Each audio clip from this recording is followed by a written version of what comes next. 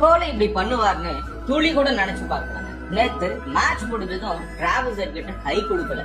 Reason என்ன தெரியுமா? Travis head என்ன பேசினாரும் தெரியல, மைக்ல ஸ்டோர் ஆகல. ஆனா கோலிய கோபப்படுத்துச்சு. அதுக்கு கோபமா ரிப்ளை கொடுத்த கோலி, வேணா நீ வந்து பால போடு பாப்போம்னு சொன்னாரு. அடுத்த சில பால்ல கோலி அவுட் ஆகிட்டாரு.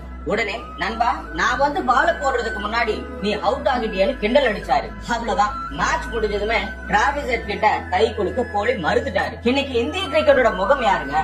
விராட் கோலி. தெருக்கோடியில பேட் பிடிக்கிற சின்ன பையன்ல இருந்து ஐபிஎலுக்கு புதுசா வர யங் பிளேயர்ஸ் வரைக்கும் எல்லாரும் கோலியை தான் ரோல் மாடலா பாக்குறாங்க. கிரவுண்ட்ல எவ்வளவு பெரிய பகை இருந்தாலும் ஆட்டம் முடிஞ்ச பிறகு ஸ்போர்ட்ஸ்மேன்ஷிப் இருக்கணும். கோபத்துல கை கொடுக்காம போனா நாளைக்கு வர தலைமுறையும் அதையே தானே கத்துக்கும். இன்னும் கிளியரா சொல்லணும்னா, ஒரு ஊர்ல மாவீரன் இருந்தானா, போர்க்களத்துல அவனுக்கு நிகர் யாருமே கிடையாதான். ஆனா போர் முடிஞ்ச பிறகு எதிரியவே மதிக்கலையா.